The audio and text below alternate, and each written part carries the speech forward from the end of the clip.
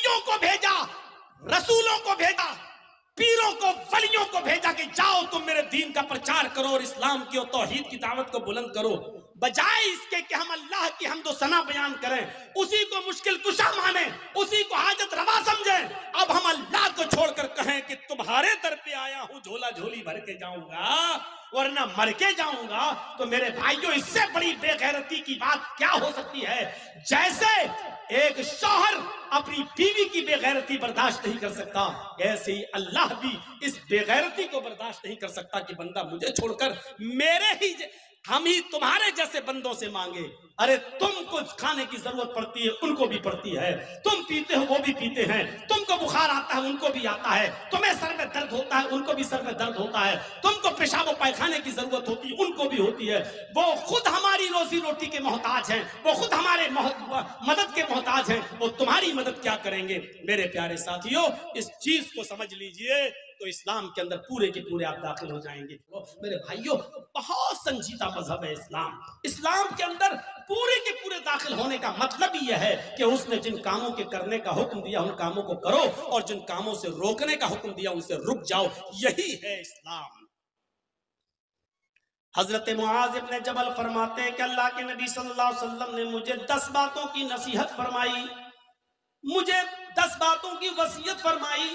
مسند احمد کے الفاظ ہیں، اس حدیث کو امام احمد نے اپنی مسند کے اندر نقل کیا ہے اور علامہ البانی رحمت اللہ علیہ نے اس کو حسن قرار دیا ہے۔ فرمایا اللہ کے نبی صلی اللہ علیہ وسلم فرماتے ہیں، حضرت معاذ ابن جبل فرماتے ہیں کہ اوصانی رسول اللہ صلی اللہ علیہ وسلم بعشر کلمات، کہ اللہ کے نبی صلی اللہ علیہ وسلم نے مجھے 10 کلمات کی، 10 باتوں کی وصیت فرمائی۔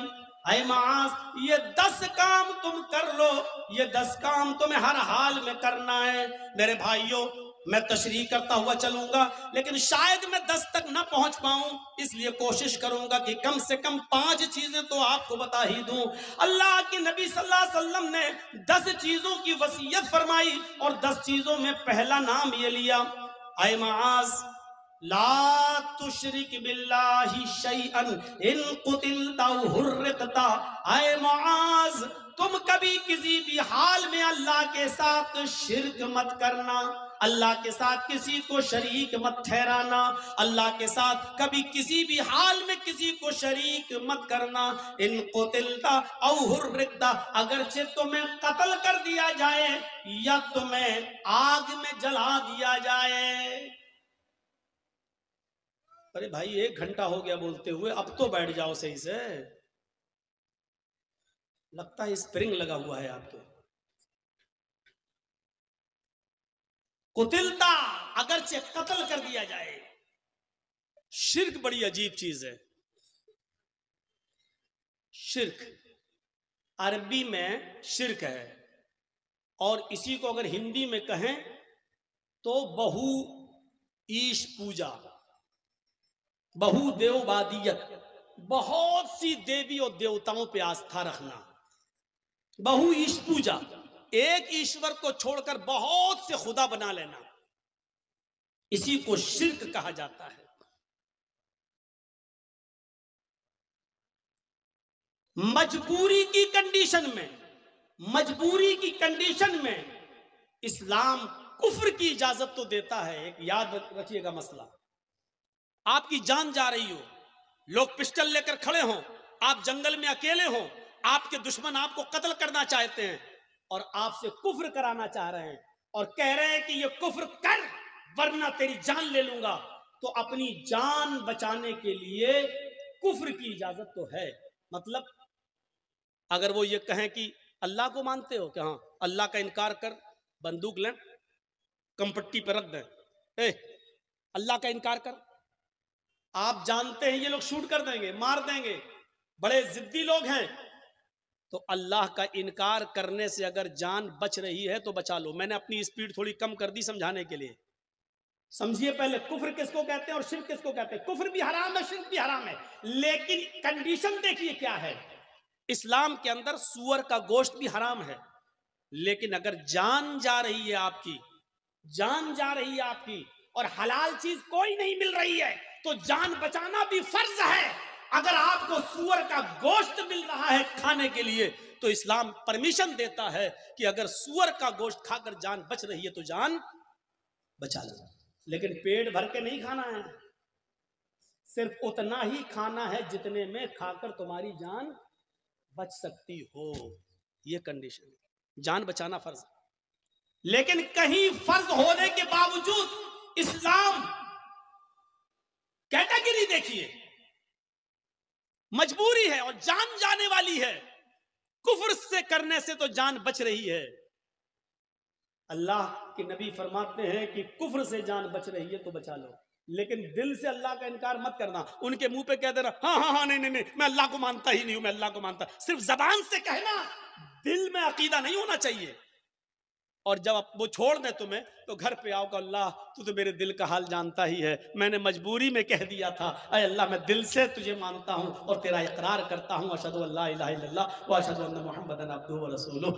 آپ کا اسلام کوئی فرق نہیں پڑے گا، کیونکہ آپ نے جان بچانے کے لیے اللہ کا انکار کیا.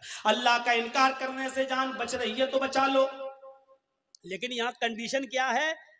لا تشرک باللہ شیئا ان قتلت او حرقت. یہاں اسلام، اللہ کے نبی کیا کہہ رہے ہیں؟ اگر تجھے قتل بھی کر دیا جائے اور تجھے جلا دیا جائے، آگ میں ڈال دیا جائے، یہ کام کرا لینا، لیکن شرک مت کرنا اللہ کے ساتھ. اللہ کے ساتھ شرک مت کرنا. مولانا جرجیس مر گئے، جرجیس کی قبر بن گئی، جرجیس کا مزار بن گیا. بیٹا بیٹی اللہ سے مانگو، آئے اللہ 10 سالیں ہو گئی، بیٹا نہیں ہوا، بیٹی نہیں ہوئی، اللہ مجھے نیک بیٹا دے، مجھے نیک بیٹی دے.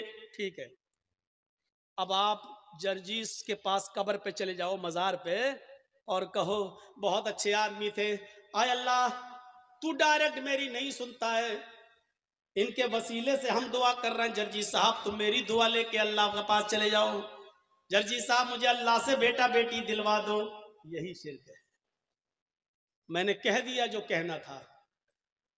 سمجھداروں کے لیے اشارہ کافی ہے، کوئی ضروری ہے کسی کا نام لیا جائے؟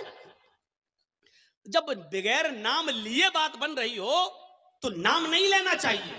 میرے بھائیوں، میں نے اپنا نام لے لیا اور کلیئر کر دیا، یہ شرک ہے کہ اللہ کو چھوڑ کر کسی اور کو پکارا جائے، کسی اور سے مانگا جائے.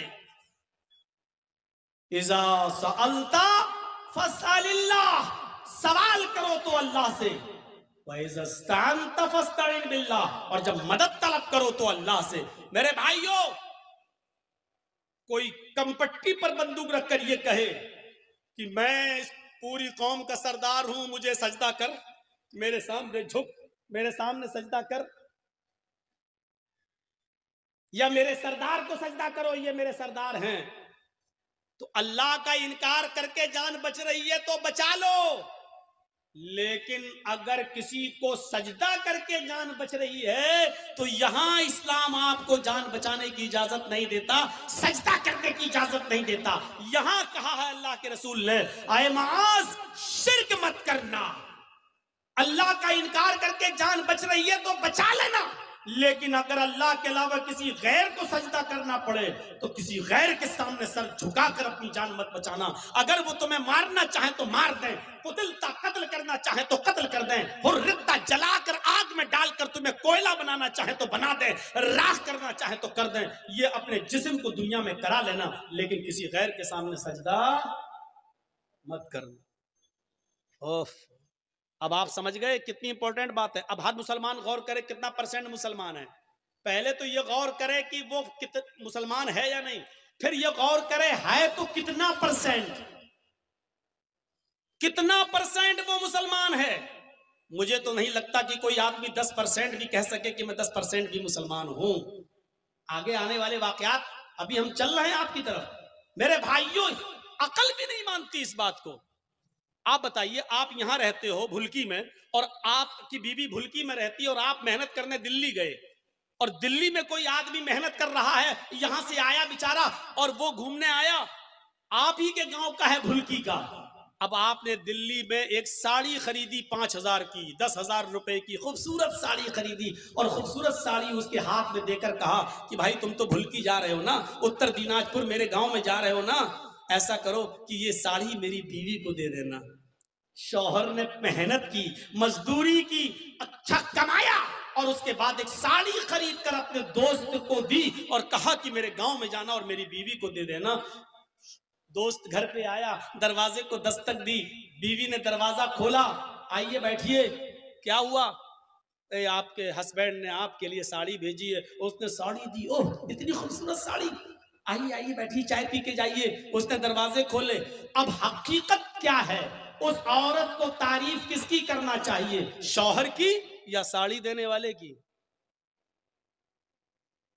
آپ کی عقل بھی کہے گی یار جس نے ساڑی بھیجی ہے اس کی تعریف، کتنے اچھے ہیں میرے شوہر، دیکھو اتنی دور سے بھی مجھ سے کتنا پیار کرتے ہیں اور مجھے کتنا مانتے ہیں، میرا خیال رکھتے ہیں، ساڑی بھیجی۔ اب وہ عورت بجائے شوہر کے تعریف کرنے کے اپنے دل کے سارے دروازے اس ساڑی لانے والے کے لیے کھول دے۔ ایکسکیوز می، آئیے چائے پی لیجئے، آپ کتنے اچھے ہیں، آپ ہمارے لیے ساڑی لے کے آئے ہیں، چلیے کہیں ڈیٹ پہ چلتے ہیں، چلیے کہیں گھومنے چلتے ہیں، اسی کی تعریف کے پل باندھنے لگے۔